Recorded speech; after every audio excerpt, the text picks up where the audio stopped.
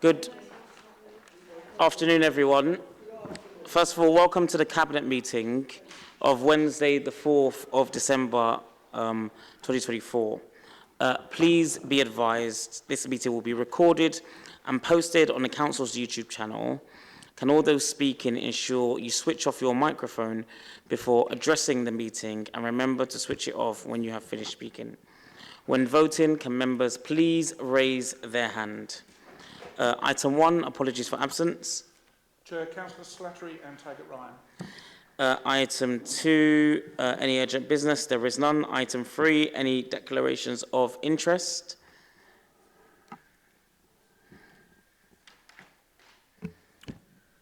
I've got a request, Chair, if you don't mind, to move item number 10 to first item, please. Okay, thank you very much.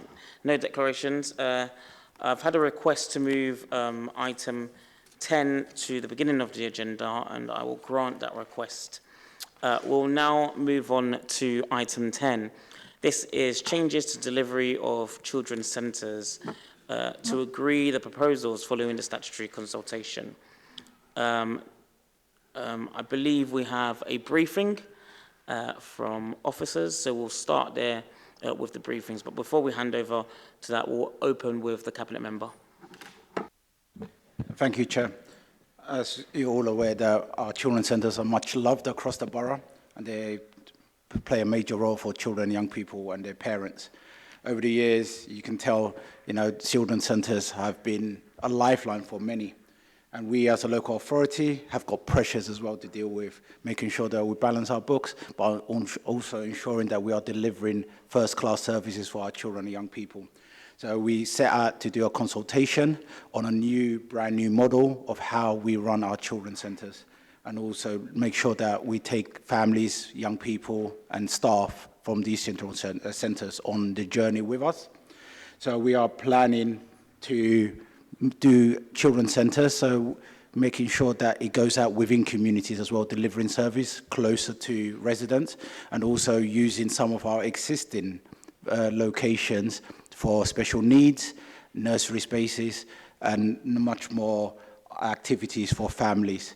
I will bring in one of David or Florence to give us a brief overview of what's been done so far. Thank you very much, Councillor Kyra. I'll now bring in our Director of Children's Services, Florence Correll. Thank you, Chair. Essentially, what we really strive to achieve with this consultation and the process is a flexible approach to children's centres that we deliver in many different areas, not just those children's centres that are registered, and that we work very closely with our health colleagues, our maternity services, our antenatal services, as well as our delivery services of the children's centres, to make sure that we have a comprehensive offer for early years. The consultation has been an extensive period. We have had a total of 306 direct respondents to the consultation, and in addition, we've engaged with a total of 4,303 unique visitors to the consultation portal. Many people have signed up to receive updates on the consultation. People are unhappy about the changes and are concerned about the changes. Once we have made the decision, we will work more closely with our children's centres colleagues to look at exactly what that looks like in the future. What's challenging about that element is that we want to make sure that there's a flexible offer. So determining exactly what the offer will look like is difficult to do. But we are committed to stay and play provision, and we're very committed to early years provision. So I will stop there for now, and I'm sure there's questions to ask that either myself or Dave can answer.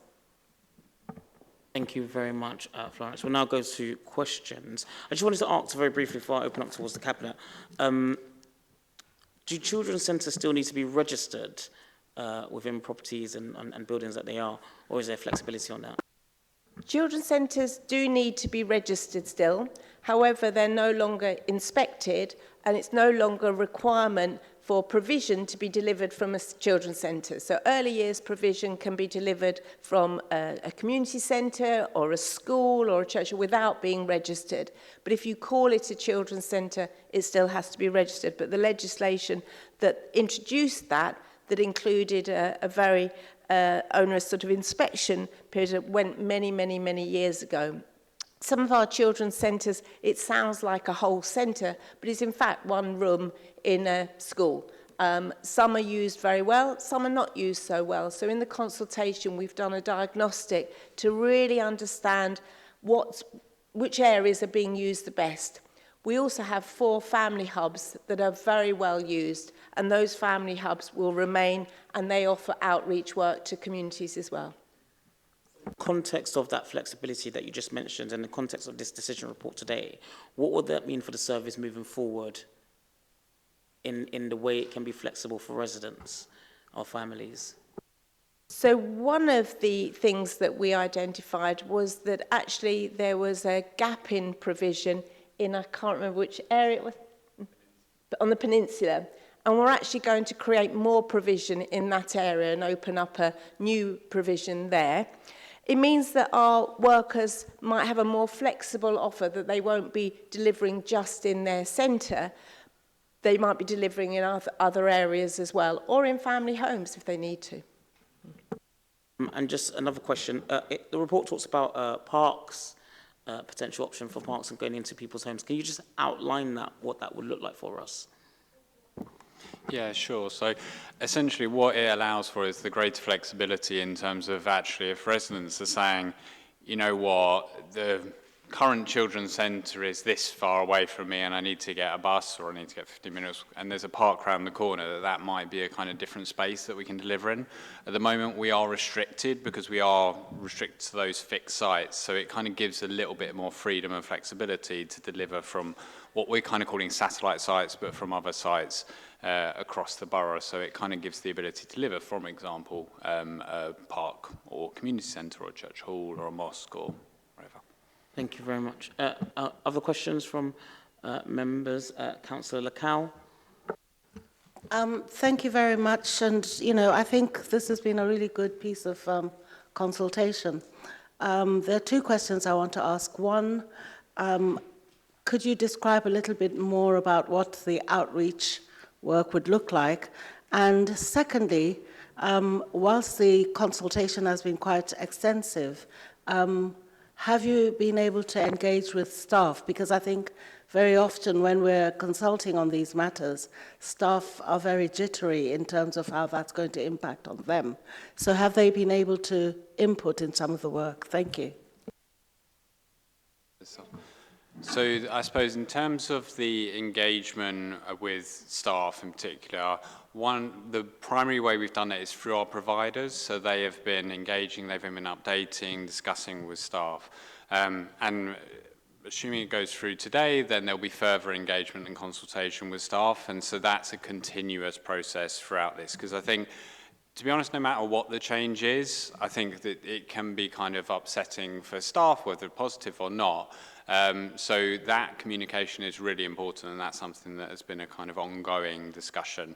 So we've mainly been having it fed back through the online consultation as well. That was open, so we've had partners and staff feedback through that, but also through the providers themselves as a kind of conduit. In terms of the outreach side, I suppose there's 2 aspects. One is the kind of provision within community spaces, so delivery, let's say, of a stay and play in a building. So if, for example, we have residents coming and saying, actually, can you deliver some stay and play in Armada Community Hall, let's say, in Greenwich West, then actually that's something that the provider can then go and look at and potentially, you know, deliver some sessions there. The other part, which links to, I suppose, the home visiting, is that, and this is part of the offer now, but it's maybe not as visible, and I think that's really important, but it works with families often who have multiple different needs. So it could be that they've got challenges with housing, it could be that there might be domestic violence, it could be that there might be kind of financial or combination of all. And the children's centre providers go out into the home and support families where they are. You won't see that on a timetable. really, but that is a really important part of the delivery that we are keeping as part of this, and I think that's important to stress that that is a key part of this provision. Thank you very much. Councillor Lacal? Follow up, yes. Thank you. One of the things that we heard before about the family hubs was their ability to bring different disciplines to support the family. So in this kind of instance that you were talking about, where a family has multiple problems, such as housing and so on and so forth, would you be using that same model of the family hub, where you're bringing expertise from various departments rather than using the staff? I'll start and then Dave. Absolutely. We're really committed to ensuring that we have multidisciplinary work that takes place in our family support and our family hubs and our early years offer. We also working much more closely with our health visitors. It's a much more robust service now, health visitors and our antenatal and maternity services. But there's also a really lovely initiative in our family hubs of parents getting involved in peer-to-peer and parent-to-parent support, and a training programme for parents to give support to other parents. And that initiative has been very successful, and we'd like to see more of that as well. Thank you very much, Councillor Hyland. And then Councillor Smith. Thank you, Chair. I was just wondering, if I was a parent moving into the borough, how would I find out what services are available to me and my small family? Obviously, I could speak to health visitors and community centres and so on, but is there a sort of one-stop shop leaflet or website that I could see everything that's available to me, not only in the area I live, but in other little districts, other neighbourhoods? Thanks. Thank you, Councillor Hyland.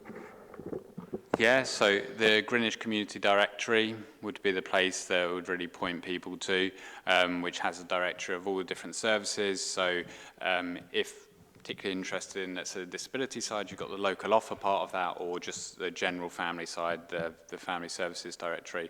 As part of that, though, there's also our Family Information Service where you can call them up. So I guess it's not just a kind of online, so obviously some people might not want to go online. You can call up our Family Information Service and ask them direct or email them if you want. We are also thinking about how we maybe work with our maternity services to have a leaflet or a pack or something at the point of birth that gives all the information in one place. So we're also exploring that as part of the next steps. Thank you. Councillor Smith. Yeah, sorry, my throat's a bit itchy and scratchy. I suppose two questions, really. It says in most of the columns, children's centre activities at nearby community centres. I suppose I'm asking how nearby, and do the community centres know that that's being required of them and engaged in it? And the other question I've got is coming on from something that David said, was about the services going out to families and dealing with issues like housing and financial issues. And I was just wondering how much close working there is with the welfare rights team and the advice hubs, because I'm not aware of any. Thank you. So in terms of the locations, so within, I think it's Appendix B, we had a number, I think about 56 different suggestions from residents on different sites that potentially we could be delivering from. That's with our children's centre providers, who are essentially going through that and exploring all of those different locations as potential future delivery sites. Doesn't stop there, obviously, if new sites come up. Some of them they've already kind of made agreements with, some of them they're just starting that process, so it's kind of a mixed bag. But in terms of the where, I think that kind of 56 sites is a good place probably to start from in terms of what they're looking for. In terms of the close working with the welfare rights team, so Corin's team work very closely with us. We have weekly meetings looking at particular cases as well to try and support and signpost families for additional support. Our children's centre providers as well have connections, so actually they know to pick up the phone and talk through if they've got any queries or if a family is struggling around benefits to try and be able to navigate that. I think it's always an area, though, that there's probably more that we can do on top of that, so I'm happy to kind of review potential opportunities so we can strengthen beyond it.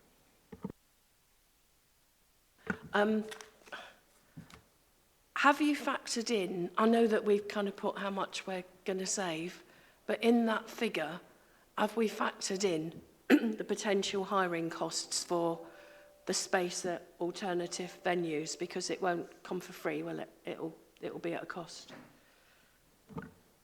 Yeah, so essentially when we were working with the providers to pull together the proposals, they were balancing out some of the kind of significant investment costs that you have in terms of a fixed building, in terms of insurances, obviously clean, various different things, and even with some potential additional hiring costs, it's still working out as better financially. Councillor Oliver. Thank you very much, and thank you for the report. I just wanted to ask, in the report you mentioned the 9 centres that you're going to be using to expand childcare provision, and you in particular kind of point out that additional support for families with SEND needs. So just kind of keen to hear a little bit more about what that would look like, because I just know that's something that so many local parents and will really value. So anything you can speak to that would be great. Two main uses of the buildings. One is for early years provision, to expand the provision for working parents for that. The other SEND will be linked to a school for designated specialist provision. So the increase of children with SEND needs is important for us to ensure that we've got enough places for those children. So DSP allows the child to stay at the mainstream school, but have provision that gives them some quiet time and some specialist resource and support in the school. And that's the plan for the DSP provision. Thank you very much. I don't see any other questions. And colleagues, when I reflect on this decision, and Councillor Smith always talked to me about the level of investment this council has placed in children's centres over the years, and the decision before us today is to make savings in this area. You know, noting the fact that last year we made circa 35 million of savings, and every single department was touched with an increased population, more demand for our services for vulnerable people, and 14 years of cuts made from the former government, in which we lost 150 million. We find ourselves constantly every year trying to balance our books while making sure we can deliver excellent services for residents. And that's the toughness of this role that we take on as councillors in terms of leading this council. No department, sadly, is untouched in that. And I guess that's why we're here today, to look to review this service and subsequently make changes, but make sure that it's still a flexible service that can be used for residents. I think we want the best from our children's centres, and you know, we still significantly invest the most in London when it comes to our children's centres, but that's neither here nor there really, because actually it's an investment in anti-poverty, it's an investment in supporting families, and it's an investment in outcomes. So a much difficult and tough decision, but I think on balance, in terms of the mitigations that have been put in terms of the consultation, in terms of working with providers, I think we find ourselves on balance with a report that I think is acceptable. So I just wanted to ask, before I go to the vote on this, ask if there's anything Councillor Cairo would like to say to close this session before we look at the report and go to a vote on it. Thank you so much, Chair. I think you summed it up perfectly. I would like to just thank all the parents that have feeded into the consultation, all of the staff that feeded in and helped to carry out all the consultation sessions. They really played a really big key part of this. Also, the Florence and Air team have went beyond to make sure that staff, parents are listened to, and whatever they need will be incorporated, be put into the future plan, what we need to deliver. But on that note, Chair, I would happy if we can accept a report. Thank you, and I thank you for your work on this, because I know, recognising you came into this brief and this was one of the first tasks that you had to take on, so well done.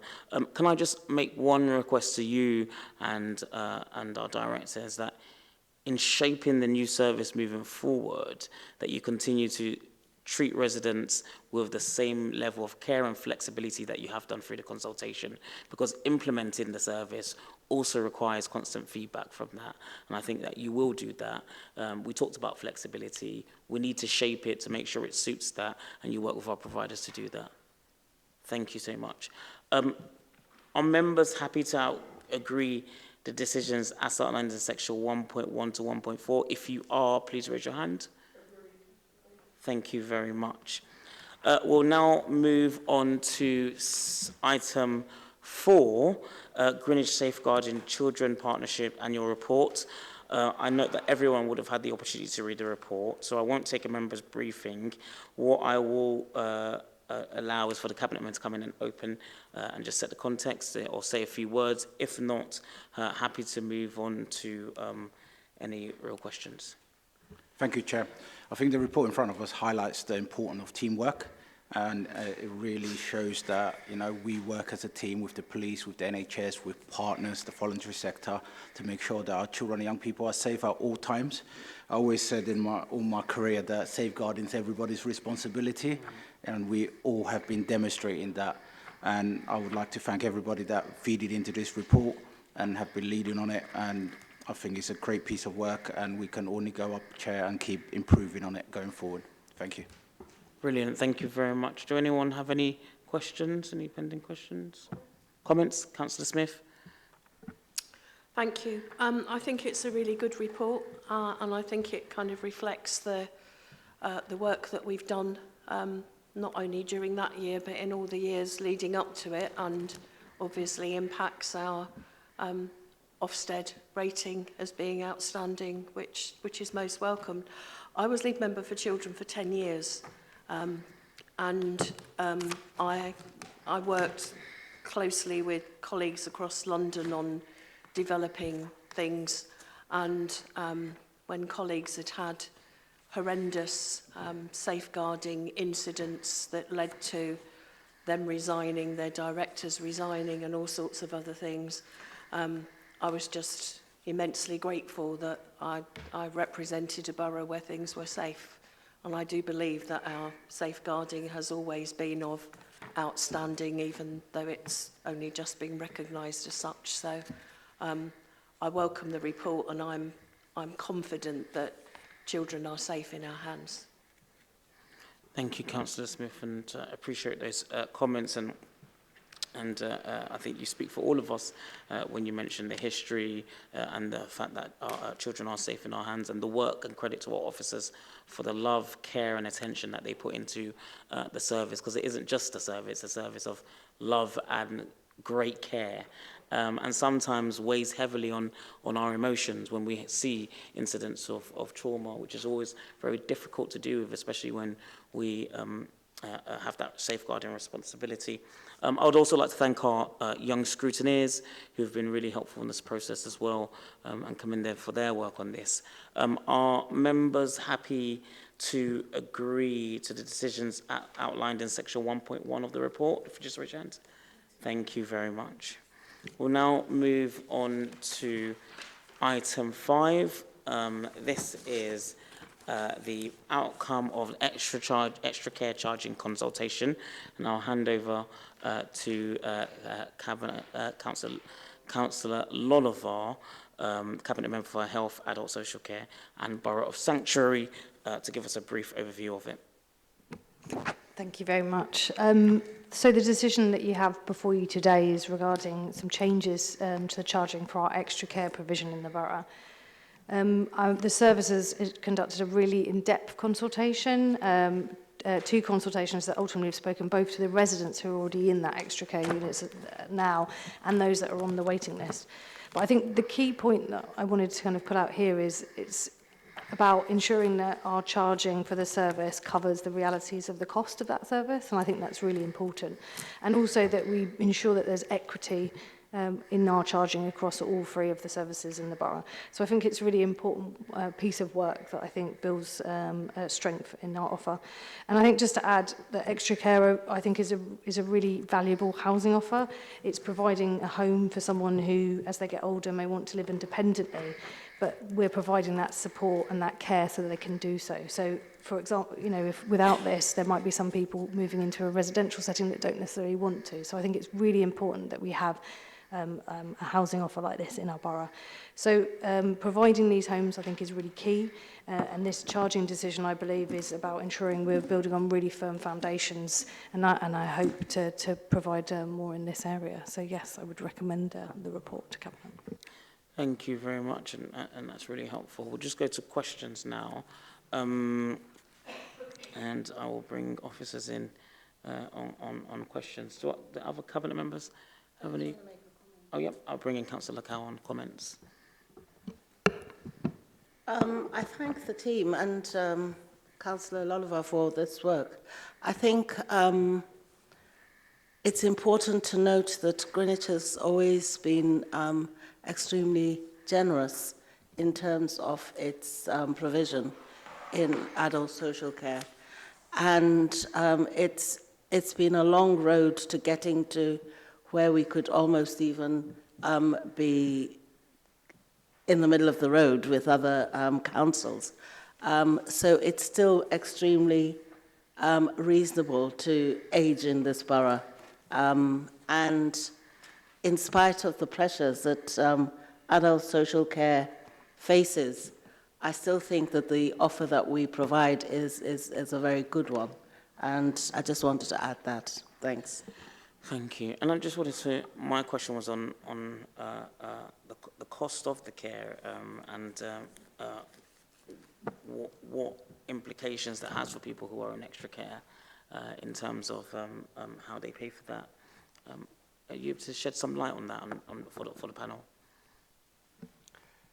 So what this decision does is deal with the inequitable position at the moment where people who are living in their own homes might have to pay a differential rate than people who are living in extra care. So there will be the impact on residents will be different according to their individual circumstances. Some will pay less, some will pay more, and how they will meet those charges will be through the normal routes that we have really in terms of those financial assessments and looking at where we need to provide additional support if there are particular issues really in terms of people being able to afford it. But it does come down to that financial assessment and that equity across. And I presume that's based on entitlement on care packages and other things like that? Yes, so the entitlement is the needs assessment that we do that our social workers will carry out, and then what the contribution that somebody then makes to their care is worked out on the basis of that financial assessment and the rules that are set out in our charging policy. So those two things are separate. They will only pay as much as can be afforded.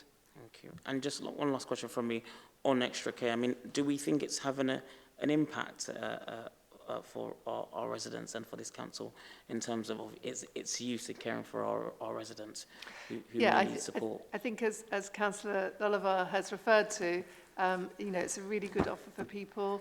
It does help people to be able to live independently for longer.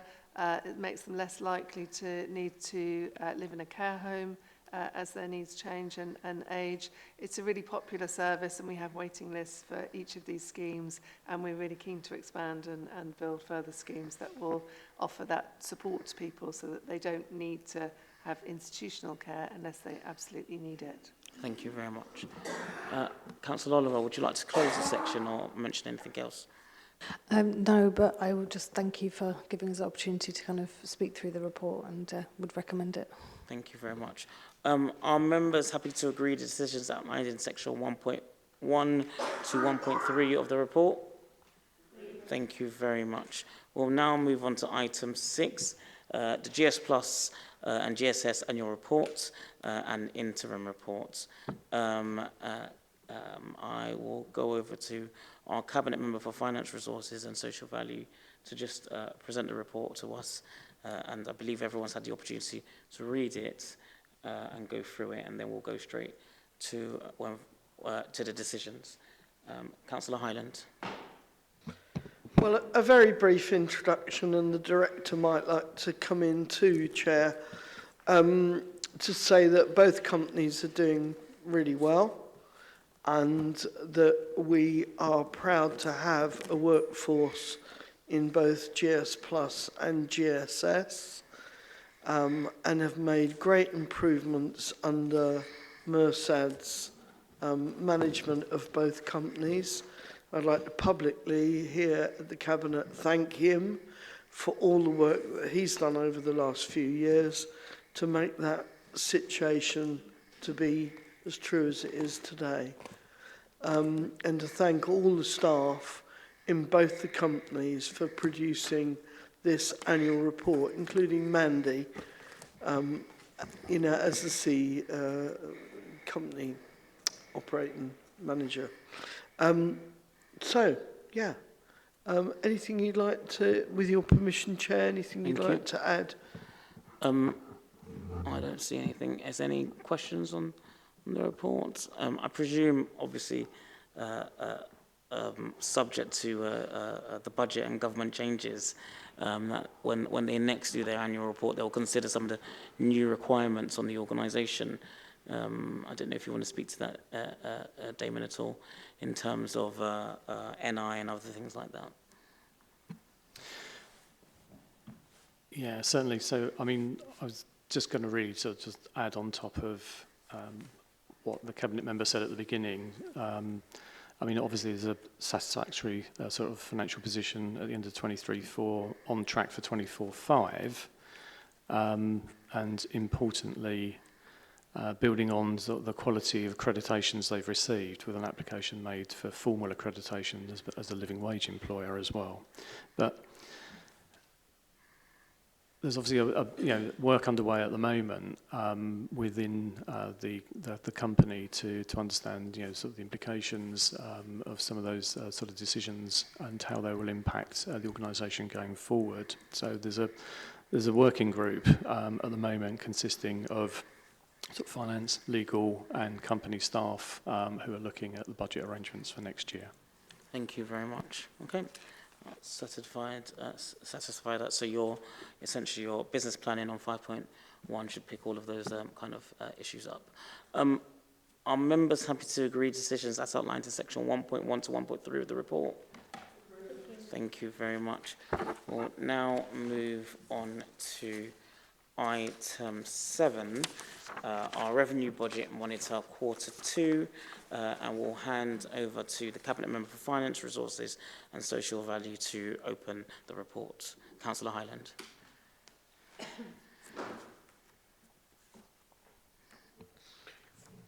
Thank you, Chair. Well, as you know, the budget for 2024-25 was set at Council last March, and this report provides summary information on the forecasted revenue outturn position for the financial year. And I don't really intend to kind of get into the detail unless anyone has any questions, Chair. Thank you very much. I mean, just in terms of the slippages, I just wanted the Director to explain overarchingly the two main areas where we're seeing pressure from by virtue of slippages and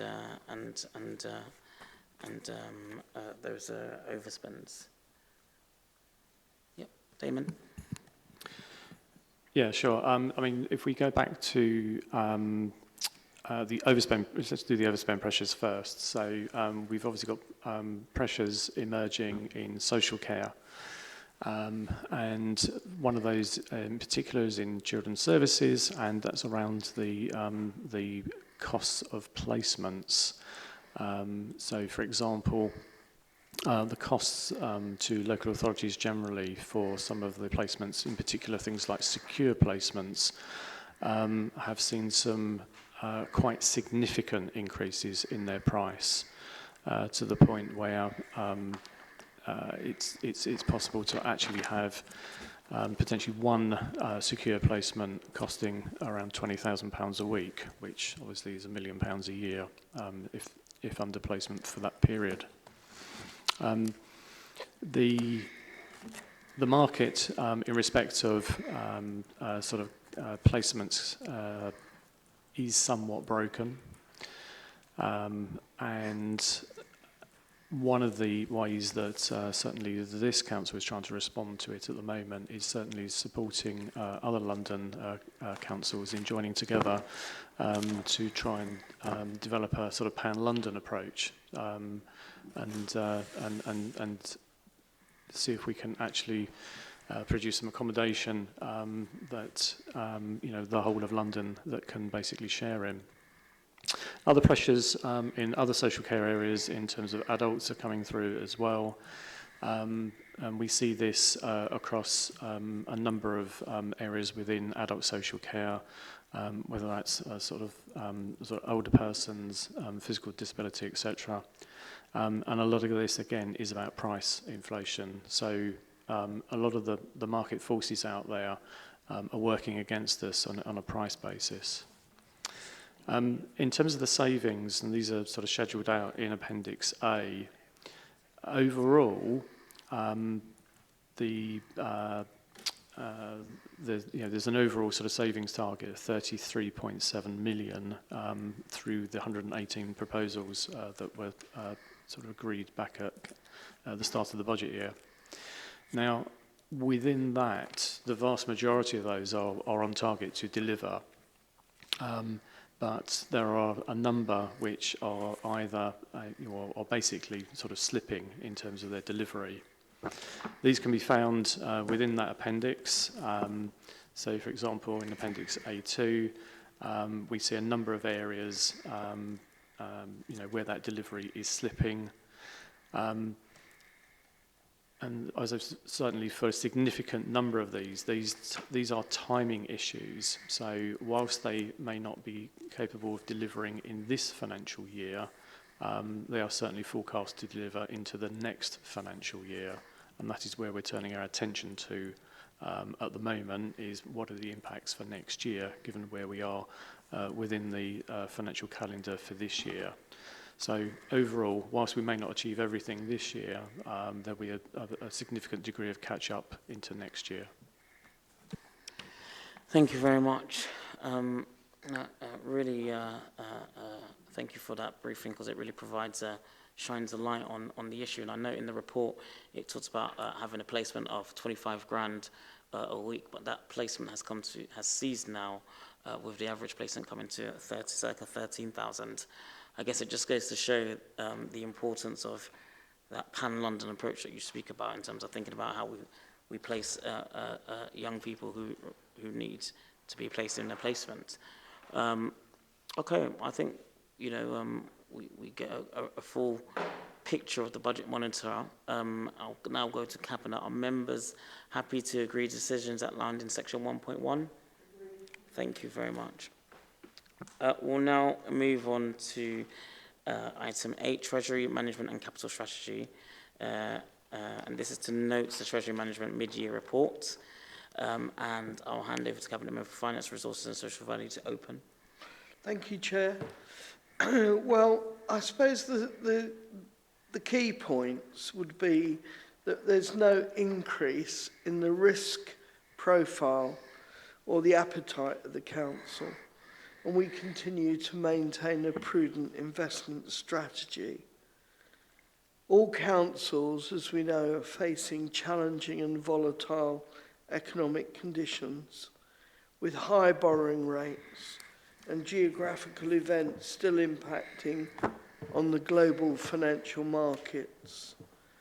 External borrowing's gone up by 135 million in the last 6 months, which covers the funding needed for projects in the capital programme as outlined in Table 4 of the report. In terms of key points for capital, all projects remain within the approved multi-year budget envelope, and the leasehold disposal of the property at Oakmere Road, although on a 125-year peppercorn rent, helps us to achieve the savings that we set out in the medium-term financial strategy report in March 2024, but more importantly, it enables us to meet our statutory requirements to provide sufficient special educational needs placements, helping many young people in the years to come. Thank you, Chair. Thank you very much, Councillor Highland. We'll now go to questions. Any questions? I believe I have one, and which just kind of touched on a bit of our borrowing strategy and direction of travel on our borrowing strategy. Just wanted to ask, in terms of where the borough is financially, would our Section 151 officer advise us that of the risks of borrowing and the implications of additional borrowing on the authority, and what risk that brings to the borough?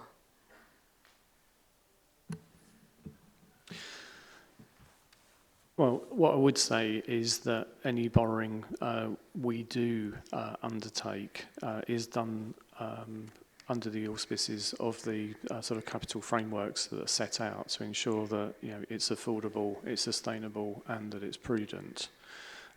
So we are required to ensure that we fulfil meeting those criteria when undertaking any such borrowing.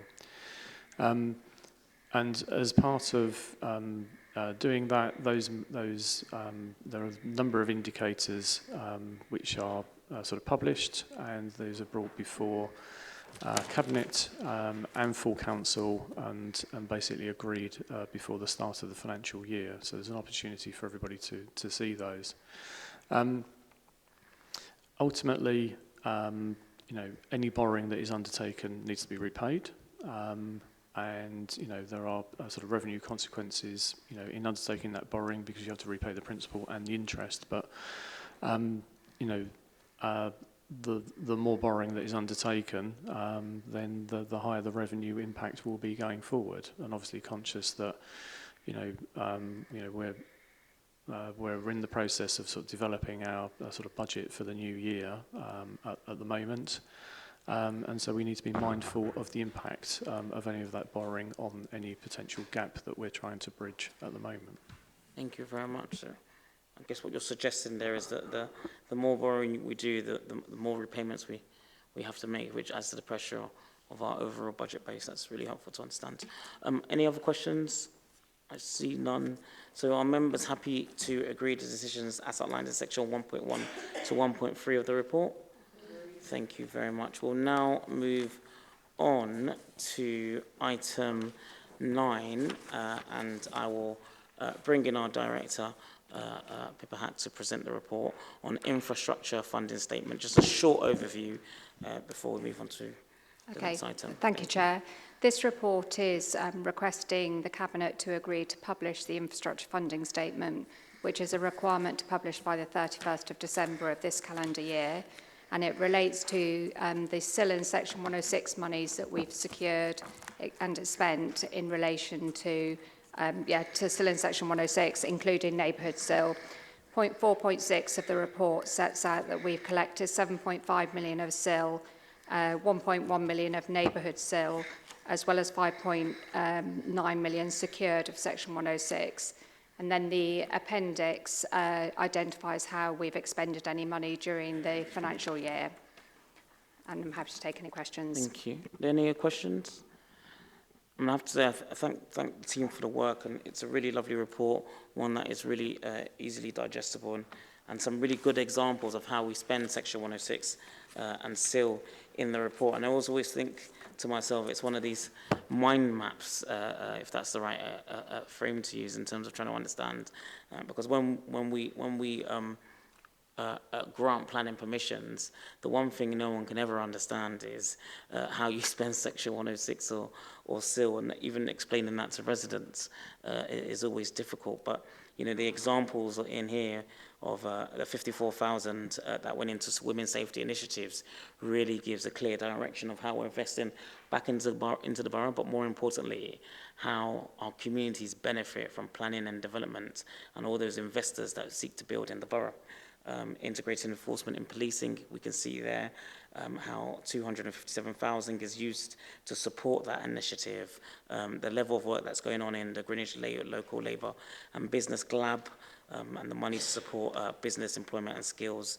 So you can really see that level of investment, but more importantly, the work that goes into education, school-place planning, early years investment, and the primary schools that have been invested over the years. So I'm grateful for this report because I think it begins to help articulate pictorially how we're investing in our Section 106 and SIL. Do members have any questions or comments? I see none. No. Are members happy to agree to decisions as outlined in Section 1.1 to 1.2 of the report? Thank you very much. We'll now move on to item 11, Greenwich Bills Phase 1 update. And for this item, we'll be going into a closed session. And if there are any public present, they will have to be excused from the meeting. So I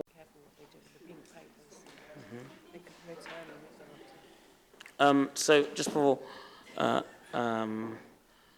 we close, thank you for that robust discussion on our Greenwich Bills Phase 1 update. I would just add, obviously it's confidential material in our paper, so if you could please return them just to officers would be helpful. Obviously there are commercial sensitivities in there. And just before we leave, can I put on a record of thanks to Jeremy for his work and service to the borough in the areas of regeneration, and Sarah for your work, because you'll all both be departing at the borough. Long years spent here, and just your commitment to residents and working with members with all of our ambitions and all of the pushing that we do. But we're really grateful to what we've achieved in this borough, and both of you should feel very, very proud at your record of service and what you've delivered, but also the passion, love and care that you bring to the authority. So thank you. Right. Thank you. That concludes the end of the meeting, and I look forward to seeing you all again in full council. Thank you.